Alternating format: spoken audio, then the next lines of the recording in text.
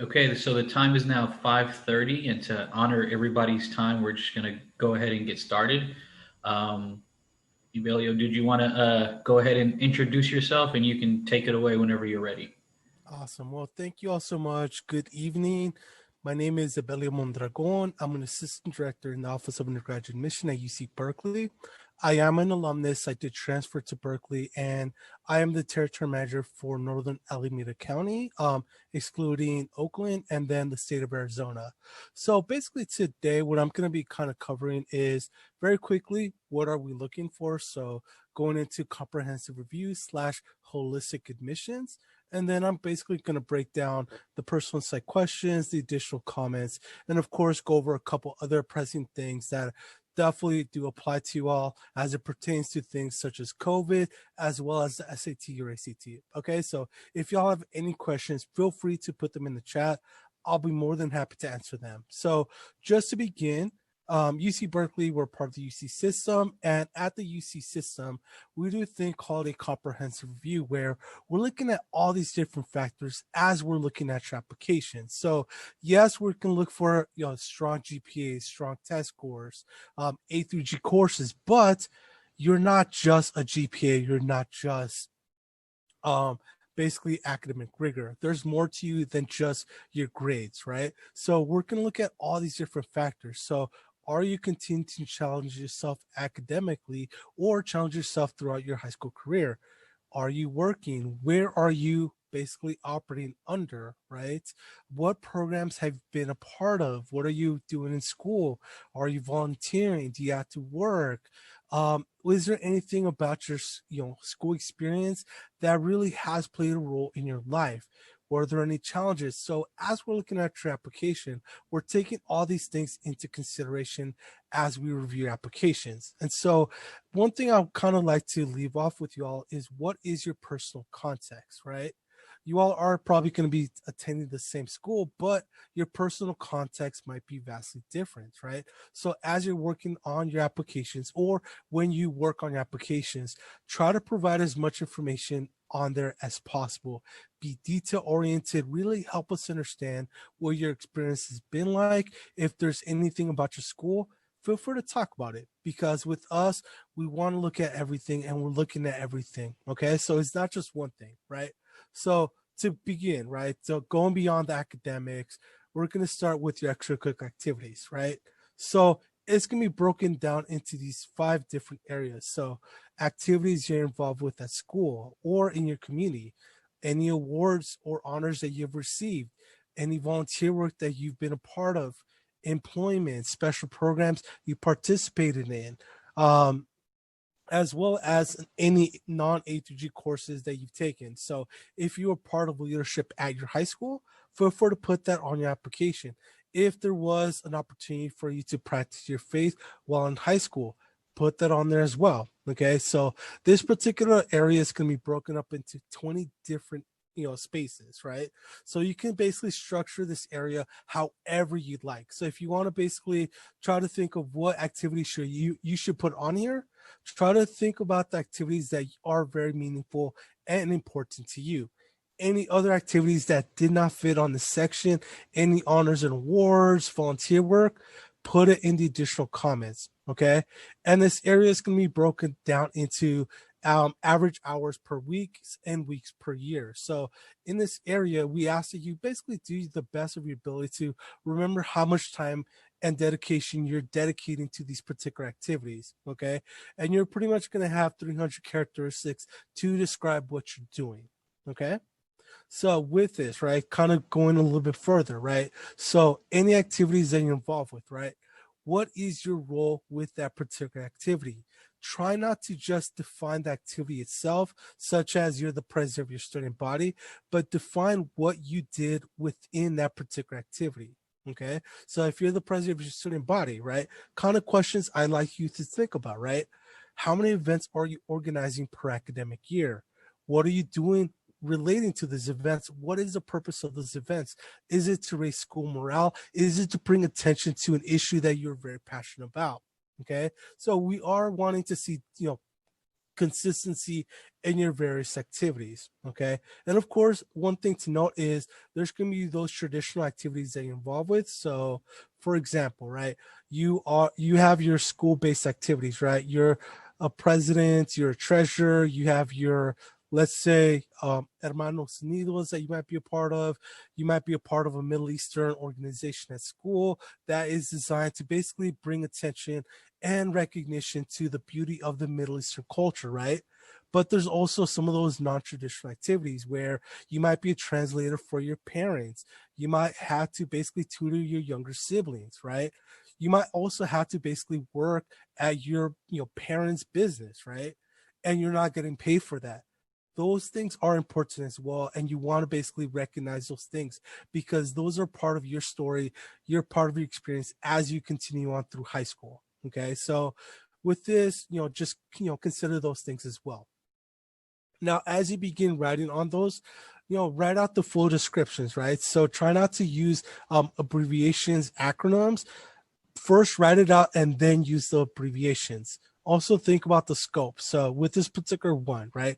Activities, or actually honors and awards, right? So let's say you want an honor and award, right? Try not just try not to leave it as a general statement, thinking that we know what you're going to be talking about, right? Or we recognize what those activities, those honors and awards are. Define things for us, okay? So as you work on them, right? Think of how many folks were in consideration for that honor or an award. Was it your school? Was it the district? Was it the city? Was it all of Northern Alameda County? Was it the entire state of California? Was it an international award?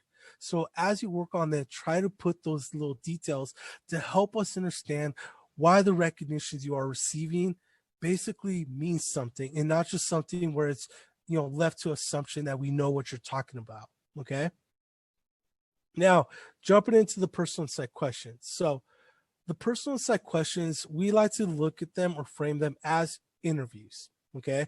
So you're going to put your qualifications, right? You're going to put your GPA, both weighted, unweighted, based on your sophomore and junior year, A through G course that you've taken, right? Then you're going to put your resume, honors and awards, extracurricular activities, volunteer, employment, all that, right? Your personal insight questions are going to be your interview. We get close to 90,000 applications, and unfortunately, we're not able to offer you all interviews. And so these are going to be it. So you can have 8 questions, and you can be selecting for they feel best represent who you are. And so with these particular responses, try to think about your own life experiences. What is important to you? What are some of your experiences? What are your ambitions? What are your interests? What do you aspire to do, right? And basically begin working on them to help us understand who you are beyond your academics, beyond your extracurricular activities. What makes you you? What is your voice? And what are you trying to convey to show us, who you are? Okay. So a couple of things to be aware of, right? So the personal insight questions, they're not essays, right? So try not to basically use topic sentence with that hook, right? Just get to the point, answer it as if you were in an interview. Okay. And try not to read these alone, right? Ask folks who are going to basically give you constructive, feedback that help you present your best self as you're working on your personal insight responses. Okay. And try not to use the SAT words of the day, things of that nature, right? With us, we're not going to be grading you on, your grammar, your spelling, right? If you have a minor error, that's fine. So long as we're able to understand what you're trying to convey, that works. Of course, we encourage you always practice good grammar, but if you have a minor mistake, that's fine. Okay. And also just be aware that any UC that you're applying to, we're all going to receive the same response. So try not to tailor your response to just one particular campus. Okay. If you're applying to the UCs, right? Now with these, as I mentioned, you're going to be responding to 4 out of the 8 questions, and you're going to have a maximum of 350 words. So that's not a lot. So just get to the point and give us those examples those things that you feel are important to who you are. Okay. And as you're selecting your particular responses, right, try to answer the questions that you feel best represent who you are. That is going to allow myself as a reader to really get a good understanding of who you are. And try not to answer the question that you think we want you to answer or everybody else is answering, because then you're going to struggle, right? And myself, the key thing that I'm always looking for is a good understanding of who you are. Okay. So try to select those questions that really speak to who you are. Okay. And if it doesn't fit on the additional comments, you have, if it doesn't fit on the application, the personal side questions, you have your additional comments to let us know anything else we should be aware of. Okay. So just jumping into the different personal insight question responses. So we have their question about leadership, right? So I'll let you all read the particular, question, but with this one, right, try to think of leadership, right? So you have your traditional leadership where you're going to have a title, president, secretary, treasurer, historian, right? But leadership isn't just confined to a particular title. Leadership can be demonstrated in different avenues. And of course, that's where that non-traditional leadership that is important to our to our daily lives may come into play, where we are a caretaker for younger siblings, for grandparents, right? You might be those translators that pretty much help our families basically navigate this, world that, your families might be new to, right? If that is the case, right? So that is another form of leadership. And so with these, try to, consider what are some of your accomplishments? What have you learned from these experiences? What is your impact in this particular role as a leader doing to better your community? Or what are you doing that caused you to basically be a leader, or whatever the case is, right? Now, the next one is about creativity, right? So what is creativity to you, right? So for some of you, it might be producing art. You might basically be a good poet. You might be a good, illustrator, right? And you basically are, producing art. So kind of questions that come to mind. What type of art are you producing? What are you trying to convey with your art, right? Have folks, witness your art, and what has been the response of your art or your creativity, right? But creativity isn't just limited to the artistic lens. It might also be how you basically approach a particular problem and your innovative way of basically solving that particular issue, right? That in itself is another form of creativity, right? So with these, basically try to think of just your own sense at your own self in, through creative lenses. And, with your creativity, have you basically used this both inside or outside of the classroom? Okay. Now, the next one is about your talent or skill, right? So, for yourself, what is that talent or skill that is meaningful to you, right? Is it that you're a good listener? Is it that you're someone who is able to bring folks together because of your natural, instinct of being a leader? You're someone who folks basically approach because you're so relatable and folks can really, speak to you knowing that you're going to give them good advice, right? So with this particular response, right, you don't necessarily have to receive those recognitions.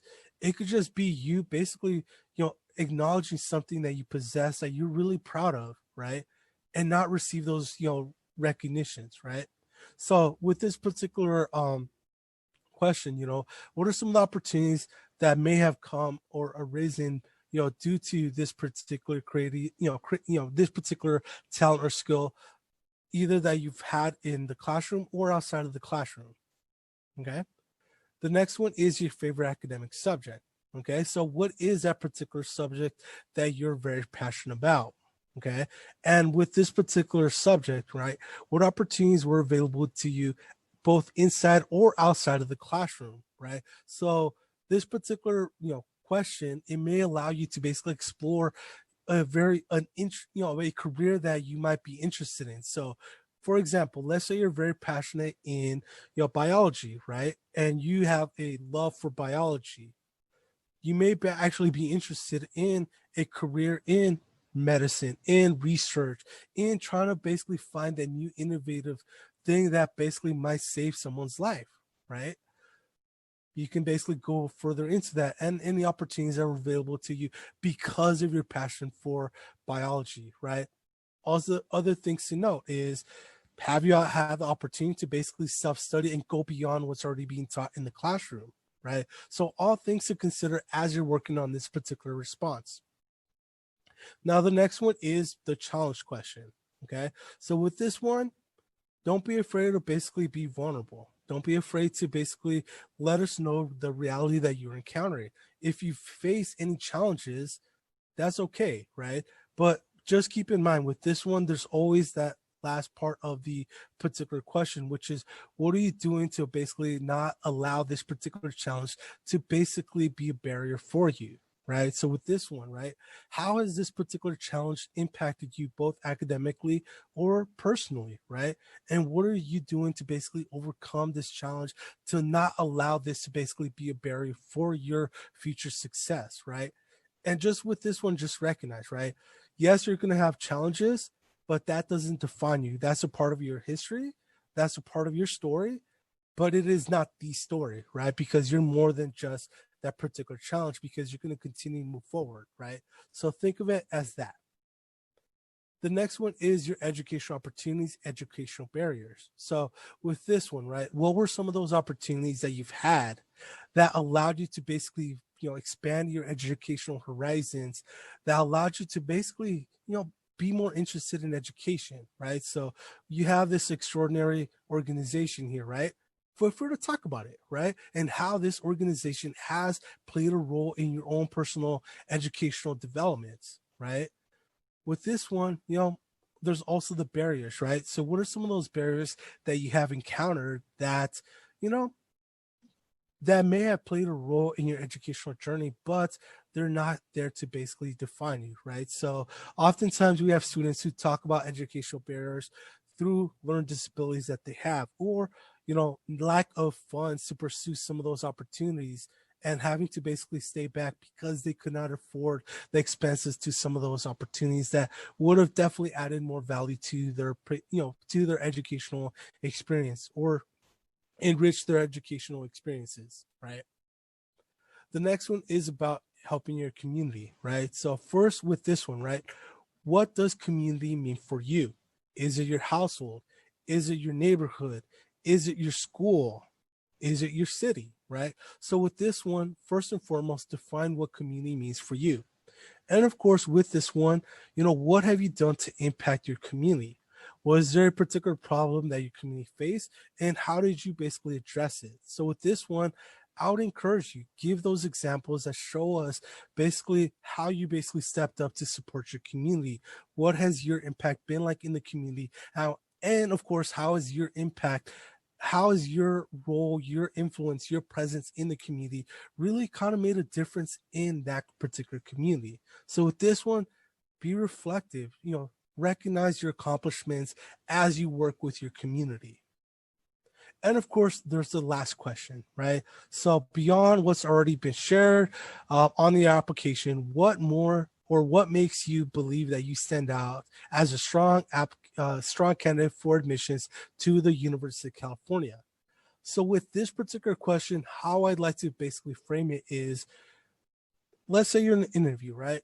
And as you begin to conclude the questions that are being asked of you, usually they're going to ask you, what more would you like us to know about you?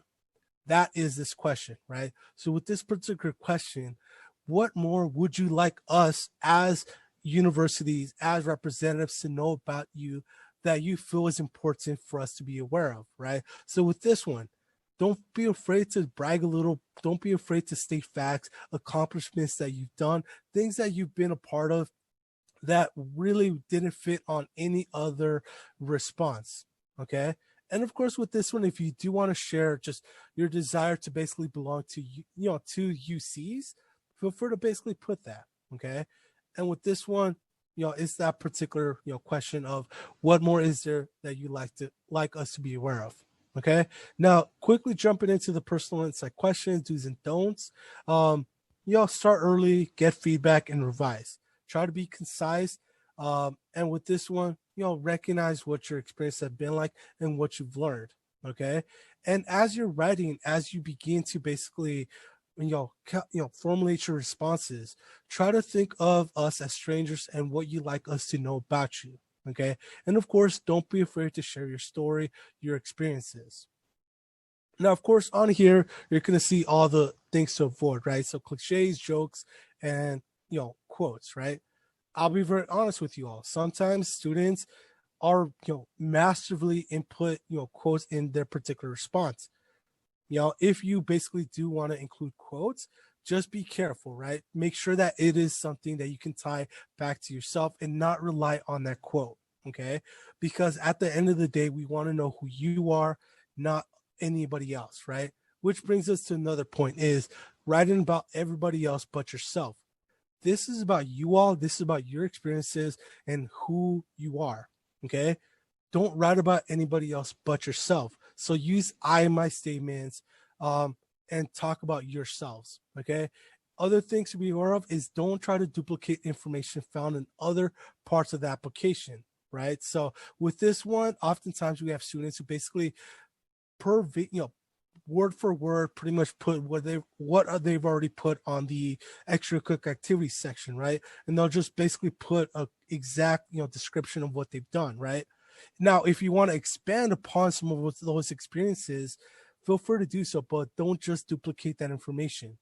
Another thing that I've actually noticed, which is becoming more and more rare, is students accidentally duplicate or copy paste the same exact response to two different responses, right? Try to be aware of that.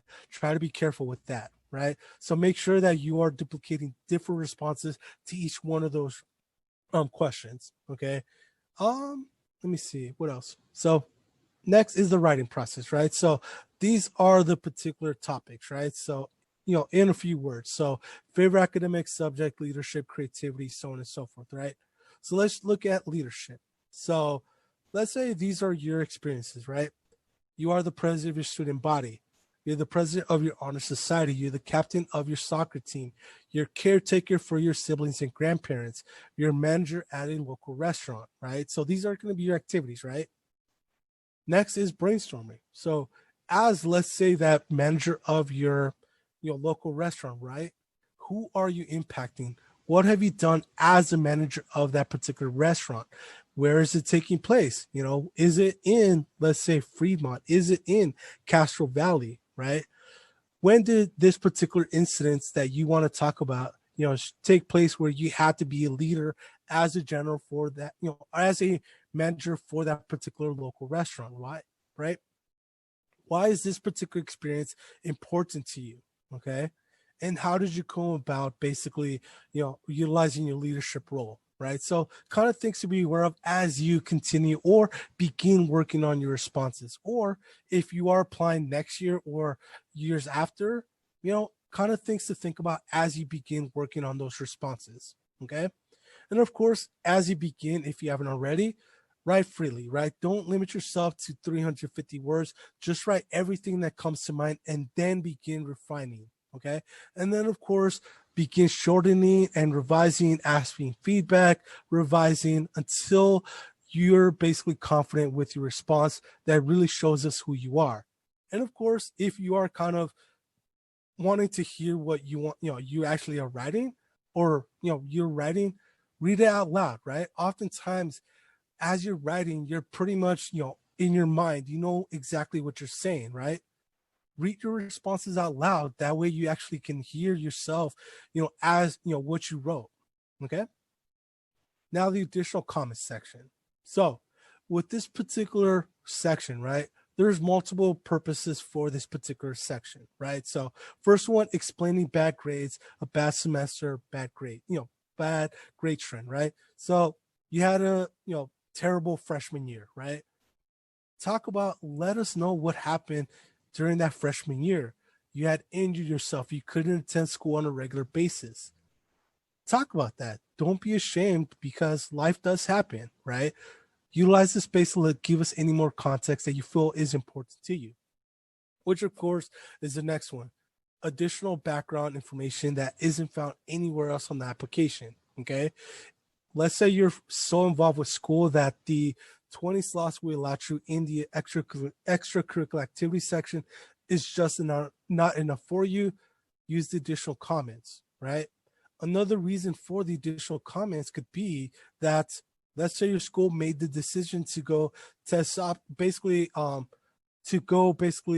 pass no pass credit no credit this past winter, spring, and summer session. Put that in the additional comments. Let us know that that was the case, right? If you want to talk about just COVID and just everything that happened, feel free to also put it on the additional comments. Okay. So this is an optional section. You don't have to basically utilize it. But if you do, pretty much you can, put in whatever information you feel is important in any format you want. So if you want to use quick little paragraphs, go ahead and do so. If you want to use bullet points, do so as well. Okay. And of course, this is about adding more context. Now, moving on to the next section here. So obviously, COVID, this pandemic has impacted everybody, right? And I'm sure it definitely has impacted you, but it may vary, right? So if you do want to talk about COVID, try to think about basically how it impacted you personally. So did your parents, did your family members, did a close friend, even yourself, did you all get COVID, right? Because of COVID, did your parents lose their jobs, right? Right now, there are a lot of people who unfortunately are unemployed. Was that the case with your parents, your guardians, right? Feel free to talk about how, COVID has impacted you financially, right? Now, everybody pretty much had to move to remote learning, right? Was it because you had to move to remote learning that you then had limited access to some of these learning opportunities, right? Did you have reliable Wi-Fi? Did you have access to a laptop? Or did you have to share your Wi-Fi, your laptops with your friends, your family members, your peers, right? Or actually your siblings? But for to address that as well. Now, obviously, the next section is the social movements, social justice movements. So there's a lot of things that basically have been exposed these past couple months as it pertains to basically the treatment of various communities in the country, right? As a result, did you basically, protest? Did you boycott? Were you involved with any social or political campaigns, right? To bring attention to causes that you feel is unjust? Feel free to write about that, okay? Now, if you want to write about these, COVID or social justice in your personal essay questions, we'll say if you basically impacted yourself, your family members, feel free to write about that and just, how you all went about basically, handling that particular situation. Also, due to COVID, your mental health, was challenged, right? Any life events that may have impacted you, so on and so forth, right? And of course, other areas where we feel like you could potentially dive in deeper and really, flush out some of these experiences as it pertains to COVID, as it pertains to social justice. So the first one is educational barriers, right? So if you had limited access to the internet, technology, feel free to talk about that and just what you had to do to ensure that you were still able to take the appropriate classes, not miss out on class, whatever you had to do, right? Others is the community question, right? So let's say as a result of COVID, you pretty much had to step up to the plate and create relief efforts to support your community, collecting donations, collecting fundraising, all that stuff to, support your community, right? You also created, public health campaigns to support your community in that way as well. Feel free to address it and flesh that out in that particular response. The next one, of course, is the creativity question, right? So due to COVID, you developed a new hobby. So for example, myself, right? I began gardening as a result of COVID, right? Let's say that was the case with you. Now, you might be interested in sustainability and growing your own food and how can you basically look at other ways to basically create produce, create, sustainable efforts and not have to basically mass produce or, not have to basically have, chickens and, cows and all that stuff, right? And you're interested in basically creating opportunities to basically grow food, maintain the environment, so on and so forth. Feel free to address it in this particular response as well. Okay. Now, as I begin to conclude, I do want to address the testing. So I don't know if you all are aware, but basically the Board of Regents for the University of California made the decision that UCs are going test optional, for the next upcoming academic years. At UC Berkeley, we made the decision that we're going to go test free, meaning that we're not going to use the SATs or ACTs for review, selection, or scholarship purposes, because we want to ensure that you are safe. You're not putting yourselves, your loved ones in harm's way by having to take these exams. And so with us, if you take them, go ahead and basically report them. We may use them for basically placement in English and mathematics, but for those 3 areas, we're not going to consider them. Other UCs might, right? So it's going to depend on each UC. And this is going to be the case for the next upcoming academic cycles, okay? Now, if you want other information about the personal side questions, you can go here. And with that being said, that does conclude this particular presentation. Are there any questions y'all may have for me?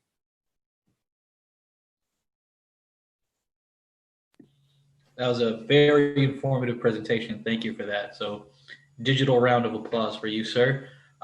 There is a bunch of questions that were popping up during the presentation in there in the chat. Let me see if I can pull those up. Yes, sir. Are you able to pull up the chat? For some reason, it's not for me.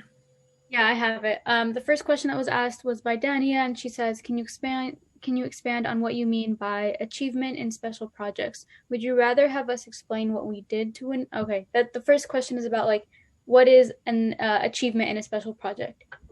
Yeah, so pretty much achievement in a special project could be you being a part of a research opportunity or internship. What did it take for you to actually get involved with that particular recognition, all that. If you apply that same thing with the honors and awards, right? What did it take for you to receive that particular recognition for that honor and award, right? Okay, perfect. And then another question she asks is, would you rather have us explain what we did to win the award or what the award is when inputting an award in the awards section? So there's going to be 2 areas, right? So first one, I would say go ahead and put some of those logistical stuff. So selected 1 out of, let's say, 400 students to receive this award had to commit, over, let's say, 200 community service hours, right? That could be something that you can go ahead and, use that. And then, of course, there's going to be a section to describe that particular recognition. So that's where you can go into this award, is for this, right? Okay. And you mentioned that UC at sophomore and junior year. If I'm correct, do they look at your freshman and senior year too? So freshman year is a transition year. So we will see if you began challenging yourself academically, but we're not going to consider that in terms of the weighted UC GPA. It's only going to be sophomore and junior year. Senior year, we're only going to look to see if you continue to challenge yourself academically. But because you don't have a grade, we can't use that to calculate your UC GPA. Okay. And are letters of recommendation needed to apply? Letters of recommendations. So with Berkeley, we may give you the opportunity to submit letters of recommendations, and that's going to come after you submit your application. So we will ask you, we will basically, we encourage you not to send them if we don't ask.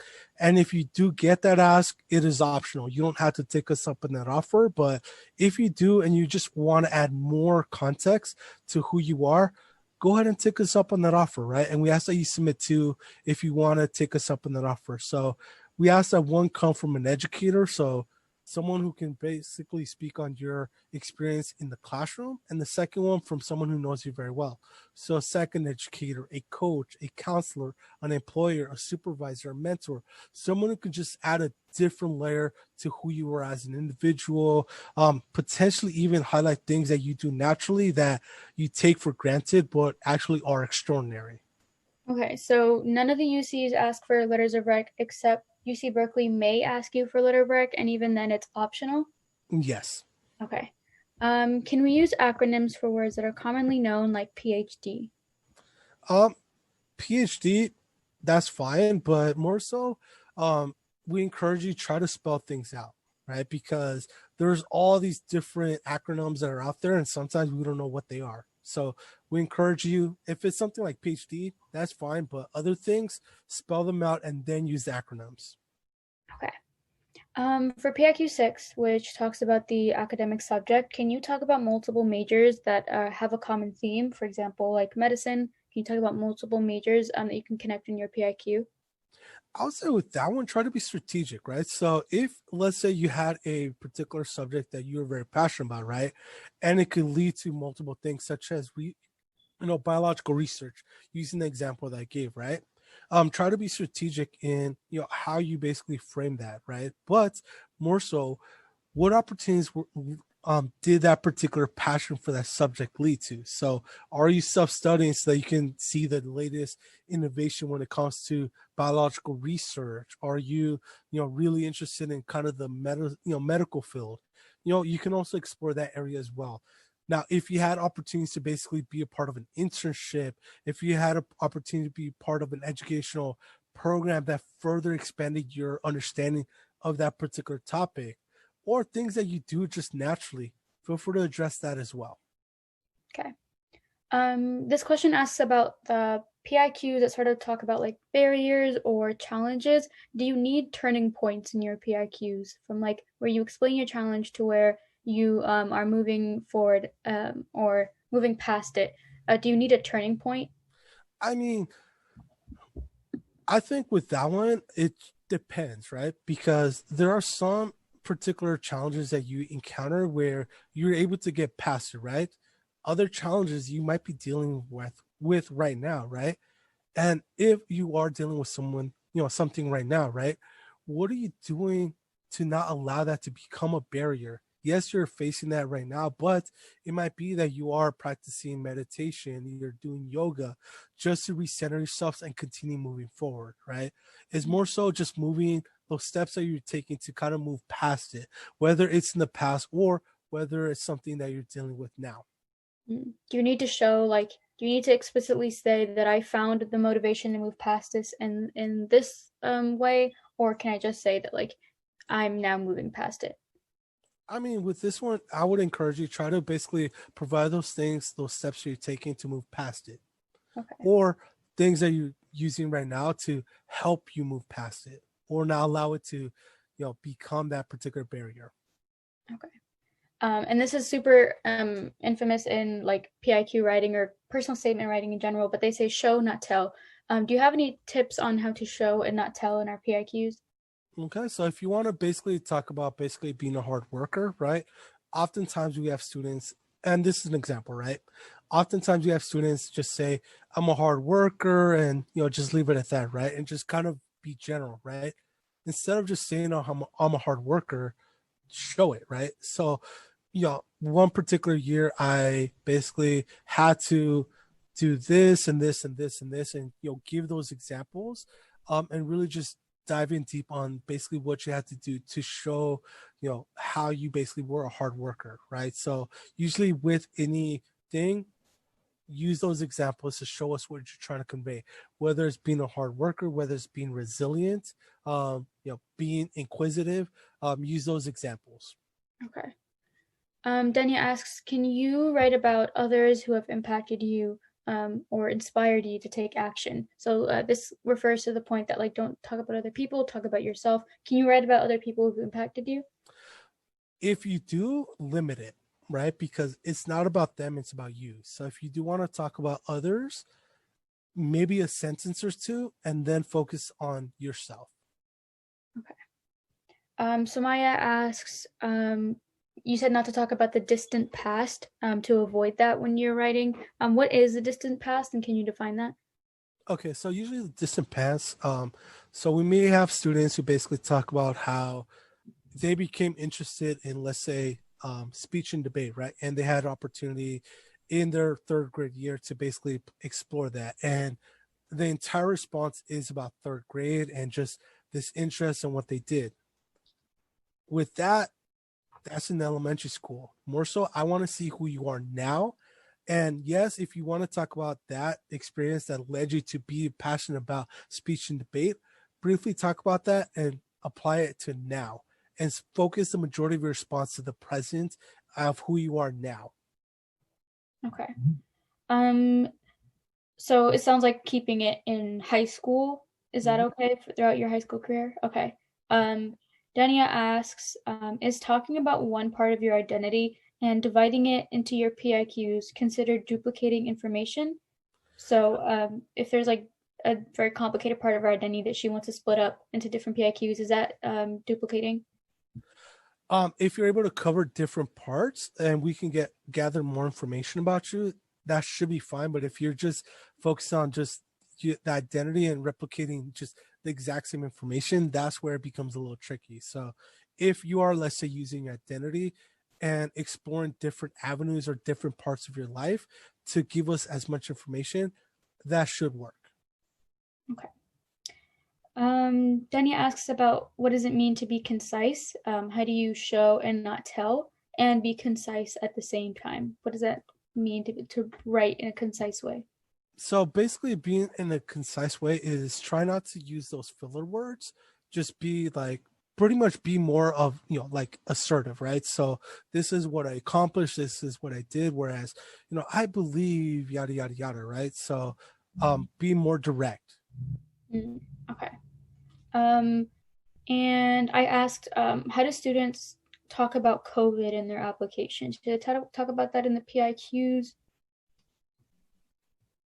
Yeah, so in the PIQs, as I mentioned, basically with COVID, if you do want to talk about COVID, basically how it impacted you personally. So mental health, you had a family member who, did, get COVID. Did you have a family member, a loved one, friends who unfortunately lost their lives to COVID? And basically its impact on you. If you pretty much had to step up to the plate to support your community to ensure that they were taken care of as we were all shelter in place, you can also, go in depth with that. Other areas where I anticipate students really talking about COVID is the job loss, right? Mm-hmm. A lot of people unfortunately have lost their jobs, right? And as I mentioned, if you and your family, unfortunately, if your guardians, your parents lost their jobs because of COVID, and it impacted your financial stability drastically, talk about it, right? What has been the result of COVID for you financially? So those are some areas where you can really dive in deep and just talk about COVID and its impact on you. Okay. And if COVID changed like the grading option in our schools, how do we write about that? So I would encourage you additional comments. So additional comments, you can pretty much just quickly just say what happened, right? So due to COVID, we had to, switch from pass no pass from a letter system, right? So any grades that are going to be reported for the winter, spring, or summer session is going to be pass no pass. Yeah, just leave it like that. Okay. If you mention an extracurricular in your PIQs, but not in the extracurricular section, can you put it in the additional comments section? Dania, can you explain what you mean by that? So is it like an opportunity? So yeah, it's like an opportunity, but it's not something that like you really did for it to be like an extra curricular activity, but it was like a one-time thing. But it does play like a huge part in your PIQ, so you're gonna mention it in the additional comment section. Can you give an example of what that might be?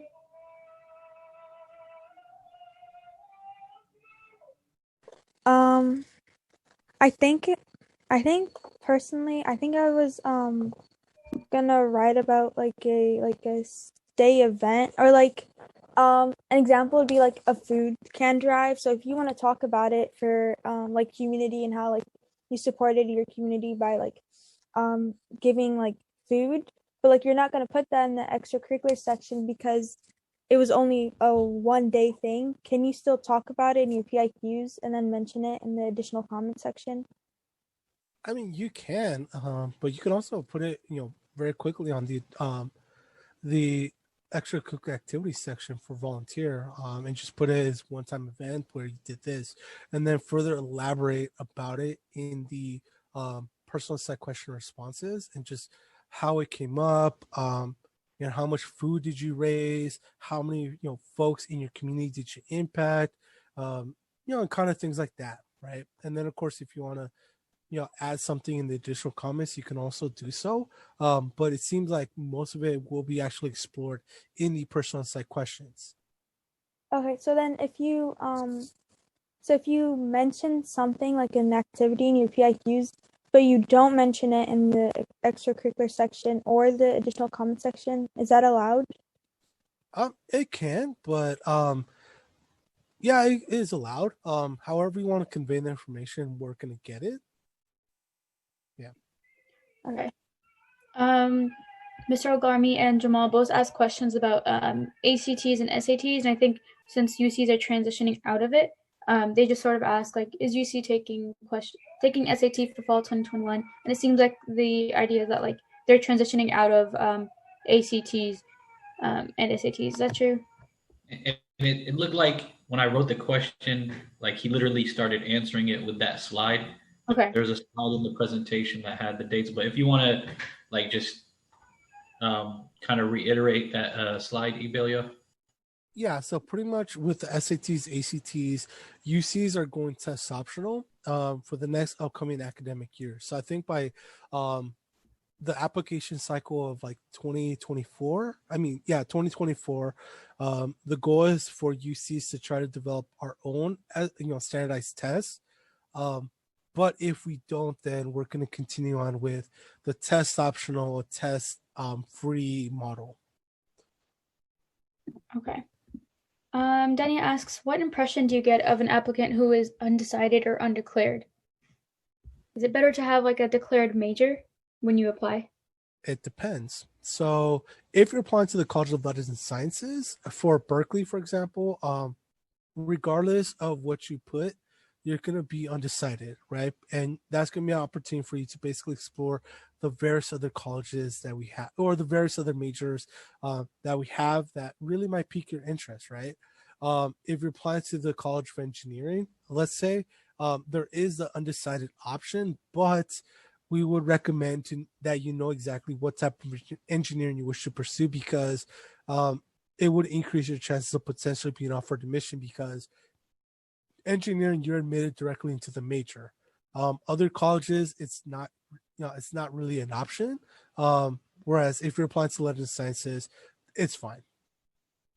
And the Letters of Sciences is like the humanities. Is that the college at UC Berkeley? Yeah, so it's liberal arts college. It's our liberal arts college where you're going to find areas such as psychology, sociology, astrophysics, molecular cell biology, computer science, amongst other subject areas. Okay, so applying to the Letters of Science, you can apply to Undeclared, and it won't impact your decision. Mm-mm. Okay.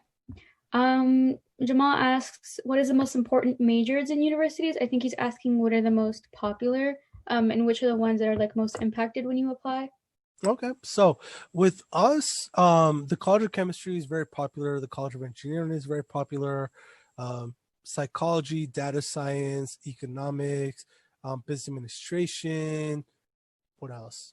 Cognitive sciences, psychology, molecular cell biology, physics, statistics. Those tend to be very popular on campus. But I will flip it on you, right? I can go on and on about all the majors that are popular, but the important question is, what do you want to study? Because that should matter, as opposed to, all this list of, popular majors and all that, because at the end of the day, it's about you all and your interests, as opposed to me listing off all these different majors that you might not even be interested in. Mm-hmm. Okay. Are the A through G requirements or the IGETC requirements, are those sort of like hard like requirements when you apply? Or like, let's say you switched between schools and like you couldn't really take all those classes. What would you say to a student who's applying and who hasn't fulfilled all of the requirements? Okay, so with A through G's, it's already going to be a part of your curriculum if you are attending a school in the state of California. So you're going to have that regardless, right? And you're going to have freshmen through your senior year to basically complete those. And they're very simple. It's going to be 2 years of a social science, 4 years of English, mathematics, science, so biology, physics, chemistry, visual performing arts, so on and so forth, right? So that is going to be part of your curriculum. Now, if you're applying as a transfer, that is a separate conversation. So if you are attending a California community college, the conversation shifts, because if you are applying to the College of Arts and Sciences, there's two ways to satisfy breadth. So at Berkeley, or actually at UCs, we're looking for a couple things for transfer. So there's going to be minimum of 60 transferable semester units. There's going to be major preparation, which is going to vary depending on the college that you're applying to and the major. And then, of course, breadth is going to vary as well. So if you're applying to the College of Arts and Sciences, we'll ask that you complete either the full UC at GETSI, which is 7-course breadth. So that's going to consist of reading and composition, quantitative reasoning, language other than English, arts and humanities, social sciences, and pretty much the sciences, right? So 7 classes to get that full UC at GETSI. Or this thing called LNS Essential Skills. Now, each college at Berkeley is going to depend, and it's going to vary. So, for example, if you're interested in business administration, they're not going to accept that GETSI, right? They're going to want all major preparation completed for that particular college or that particular school. A great website, if you are thinking about transferring, is assist.org. That is going to be your best friend, and it's going to let you know everything you need to know in order to apply for your particular major, what courses are transferable, so on and so forth. That's very helpful. Should we take advantage of the word count in the additional comments section? So should they fill up the entire word count? It's up to you. If you want to basically utilize the entire additional comments, absolutely go ahead and do so. Okay. What do you do if you end up taking a course next semester that you were not expecting to? So you do not put it in your grade section of the application. What do you basically asking, like, for classes that you're taking next semester? How do you go about inputting those? And what happens if there's a discrepancy between what you say you're going to take and what ends up being on your transcript if you do get in? So for freshman year, for our first year applicants, it's going to be fine, right? You're going to do your best to indicate all courses that are planned. But of course, there might be some discrepancies because other courses may come up that you ended up taking that you didn't, right? And if that is the case, if offered admission, if you decide to accept our offer of admission, basically you're going to go ahead and submit an update form. Just let us know, hey, I actually ended up taking this class, so on and so forth, right? You can also contact each institution individually just to make us aware of that, change in your schedule. Now, if you're applying for, transfer in the month of January, you're going to be asked for updates. So for anyone who is currently attending California Community College, those updates are going to be important because we're asking you to submit them. Okay. So with that, it's going to be kind of like a mid-year report in a sense where you're going to report any grades, classes that you took in the fall semester and courses you plan on taking in the spring semester. So with that, you're going to do the best ability to basically report everything that you plan on taking. Okay. Okay. Should I not mention a major in my PIQs if the UC campus does not have it? So let's say UC Berkeley doesn't offer a specific major. Should I mention that that major in my PIQ? I would say go ahead and mention it. You could simply just put it, this particular major or areas similar to it, right? That way you can basically be strategic and say, like, yes, you're interested in this specific major, but you might also explore other areas that may be similar in nature, right? And you're not just going to be tied to that specific major. Okay. What do the administrators expect from transfer students that they may not expect from high school students? So what is the differences between how they look at transfer applications versus first year applications? So transfer, it's going to be a little bit different. So transfer, we're asking for minimum of 60 transferable semesters completed by the spring semester of when they're applying.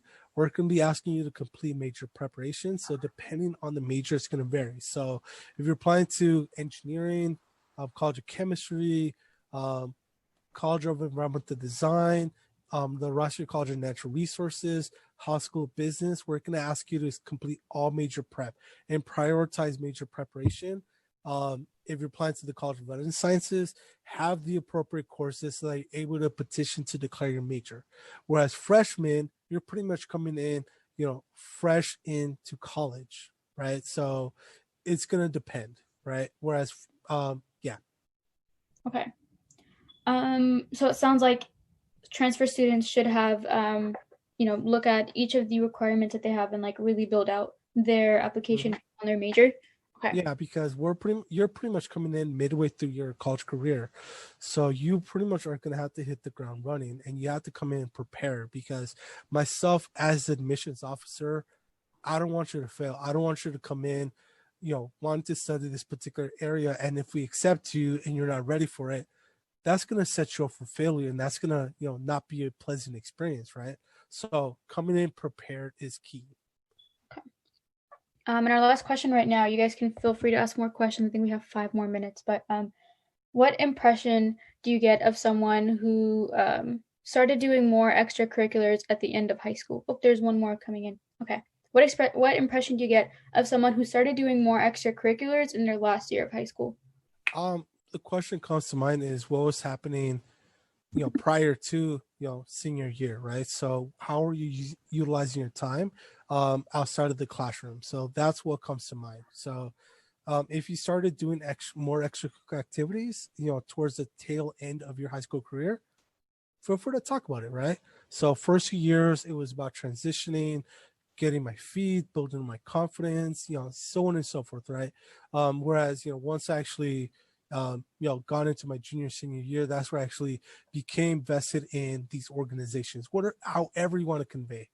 And then I see a question here that was sent to me privately. So can we study 2 majors or not? So if you're talking about freshman admission, you're applying to one college, one major.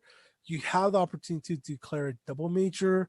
You can do a minor, so on and so forth. Now, if you're talking about fresh transfer, right, the question then becomes, have you the necessary coursework for both of those majors that you wish to pursue? When you apply, you can apply to one. Make sure that you take the appropriate courses for that second one, so that once you transition to Berkeley, you're able to petition to declare that double major in both areas. Okay. For transfer students, if you take more than 60 units, will UC Berkeley still see those additional courses, or will they only choose the 60 units to look at? So we're asking you for a minimum of 60 transferable semester units. Now, if you took more than 70, right, we're going to limit you to 70 transferable semester units. That way you can still remain as a junior standing student, and you're not put in a situation where you're senior standing. Of course, assuming this is all taken out of California Community College, and you've done all your college coursework at a California Community College. So if you have more than 70, we're going to limit you to 70, and then any additional courses, you're going to get subject credit for those courses. Okay. Can you elaborate more on senior year expectations, like taking more classes, joining more programs? What are they looking out of the senior year? So senior year is continuing to challenge yourself academically. So are you still basically challenge yourself? Are you still taking those rigorous courses? Are you continuing to get involved with the activities that you've been involved with this entire time?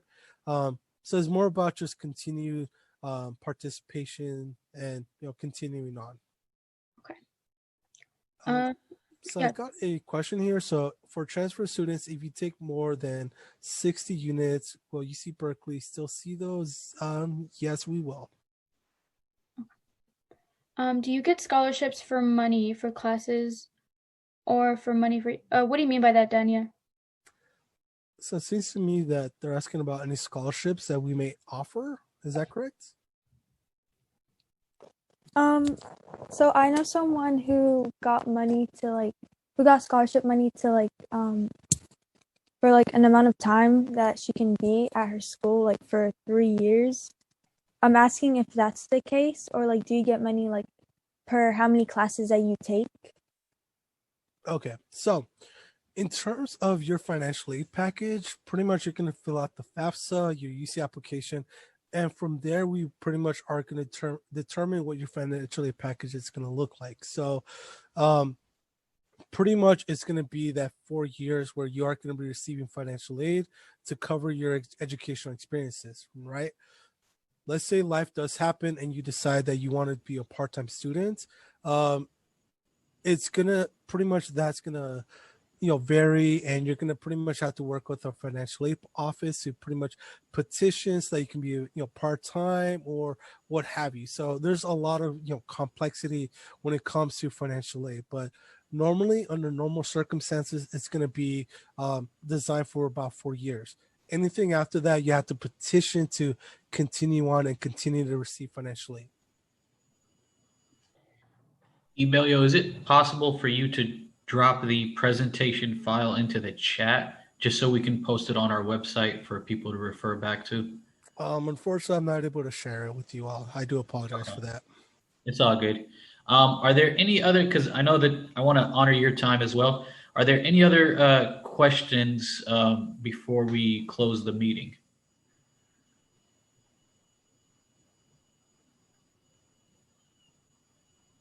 No, so let's just, I'll give you a round of applause, or a digital round of applause. Thank you so much for coming out and sharing a lot of important information.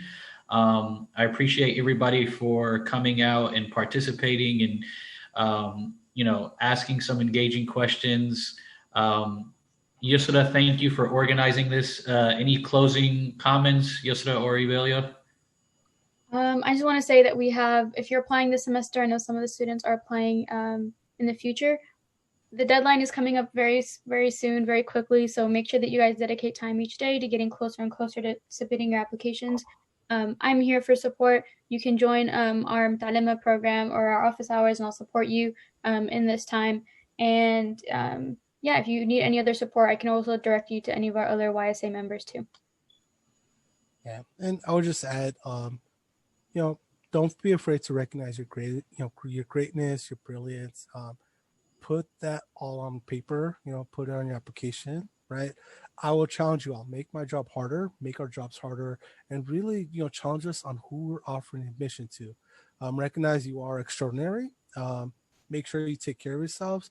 Have an amazing weekend. Make sure you rest up when you can, and go Bears. Go Bears. All right. Thank you.